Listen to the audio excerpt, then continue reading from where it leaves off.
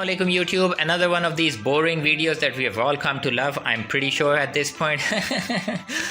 Anyway, today I have something that I am very excited about, even though I'm excited about anything that I get, but this game in particular I have been wanting for a long time to finally get my hands on.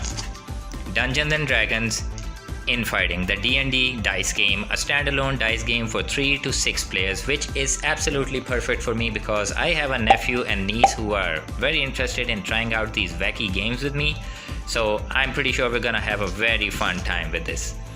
Now, I've been wanting this game for a long time, especially because this is one of the very few standalone games that have come out with Dungeons and Dragons that don't have to do with all of that role playing and stuff like that. There are a couple of Dungeons and Dragons board games.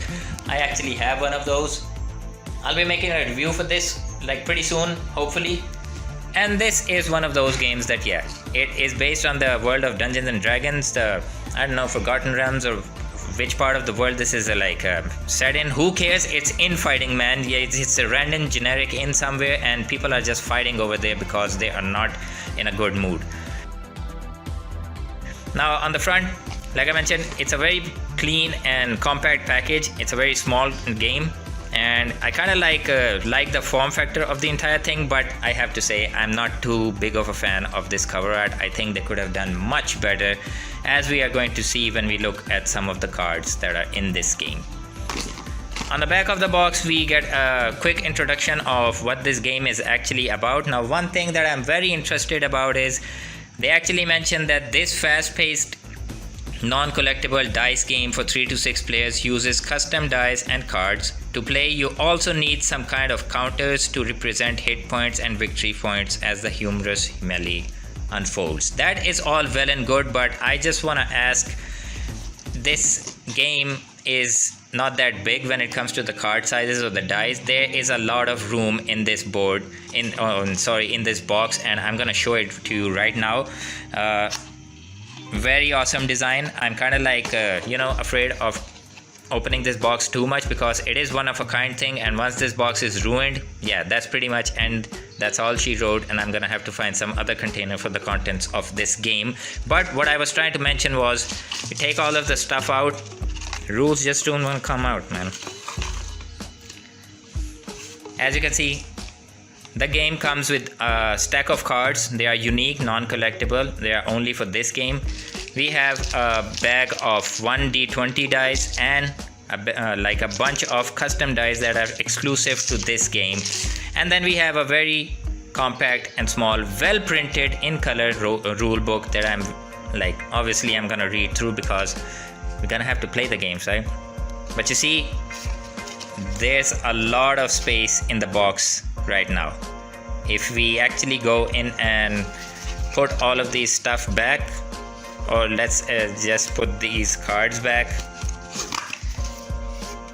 you see a lot of space. So I think Wizards of the Coast could have easily added a bunch of these hit point markers and victory point markers.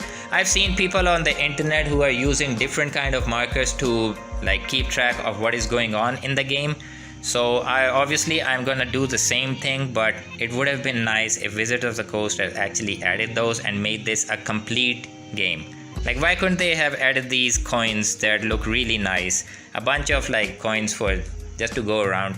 Hey man, obviously I'm gonna find something, and it's not a very big issue at the end of the day. So let's just take a look at all of the other stuff. Okay, so with the work of the knife finally done, we're gonna put it to the side. Always be careful when handling sharp objects. They tend to kill you if you're not careful. They're not your friends, so don't be cool. The knife goes to the side, and finally we have what the game is all about. Now first we're gonna take a look at these dice, and I have to say this D20 die is quite light, I have to say, in weight. I have a couple of others, especially the one that came with this game, and that's kind of heavy. I don't know if I'm mistaken because these are supposed to be standard or something when it comes to the weight, so they don't have an Ocean's 11 kind of situation at their hand. But I think it kind of feels pretty light to me as compared to my other D20 dice. But I love the texture, I love the color, and it's very unique for what it's worth. and I got a 6. Next up we have these very interesting textured dices. I don't think you can actually see the textures in them because the color is white. Maybe you can see the one on the red one here. They're pretty much the same as the white one, the texture. And these are the exclusive dices that I used only for this game. If you lose them, it's game over, literally, because I don't think you can buy them separately, or if you lose them, you're just gonna have to buy the game again, which I'm not gonna do. So I'm gonna be careful with them. Over here we have an ale symbol. I think this is for healing. This is a chair that is supposed to be used to attack someone on your right side, and I think the punch is supposed to attack someone on the left side. The dices are, I think they are luck, and yeah, this power icon is used to target, if I remember correctly, the one with the most victory points. Currently this is used to target them. So very interesting. I'm very excited to actually give this a go with my family. Next up we have the cards. Now I'm not gonna go through all of the cards here because that's gonna take a long time, and it's kind of like a tedious process when you do it with one hand, but I think we can go through quickly. You can have you can see that there are two these very easy to use game summary cards that I'm pretty sure you can give to the other players, and while you have the rule book in your hand, the main player, so that can come in handy. Then you have your hero characters. You have the dwarf cleric, what's that, the vampire assassin, the orc barbarian, half orc barbarian, human monk, human fighter. Okay, so there are a lot of hero characters, and then we have these NPC characters, and then we have a bunch of action characters cards. So I know I'm kind of like brushing through it because this is a pretty old game, and those of you who know about it actually know about it. So I'm gonna make try to make another video about it, because going into the detail of how this game actually works and stuff like that. But this was kind of like the unboxing for the entire thing, and it's kind of like messed up. This unboxing is very unprofessional because you can actually see my pajamas in this video, and I'm kind of like ashamed of actually posting it, but I have already made the video. I'm lazy, so this is what you're gonna get.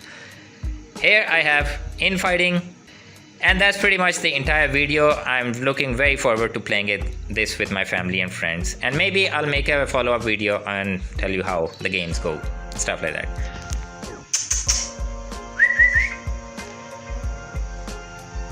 Say hi.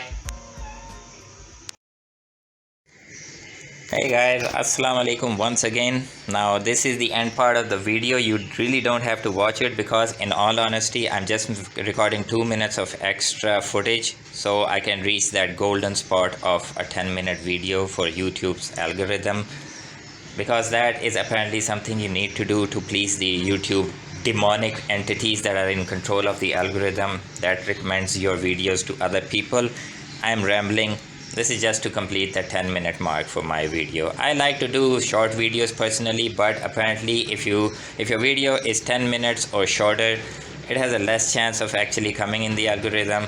And I can understand that honestly, because when I'm working on my office job, I'm always listening to some kind of podcast or other video that is at least 15 to 20 minutes long, or even longer in the hours sometimes, because I just don't want to go back and find another video and do stuff like that.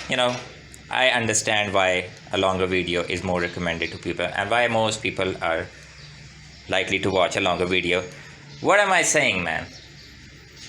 I don't know what I'm saying. I just want to tell you, this is a board game for Dungeons and Dragons. It's from TSR days, way back when Dungeons and Dragons first started, and this was supposed to be a response to the Hero Quest game that we all know and love. And I just showed you all in this video this game, and you know what? I'm actually gonna make a video about it. We're gonna open it, and it's already open since the 90s. So yeah, don't worry about this book. This is just a rule book. I already have this game is complete in my hands right now. I just got the rules printed as an extra copy because I don't want to smudge or ruin the original copy that came with the board game. So yeah, this is my spare thing. So yeah, I'm gonna be making a new video regarding this entire thing, so please be on the lookout for that. And Thank you again. Do consider subscribing to the channel.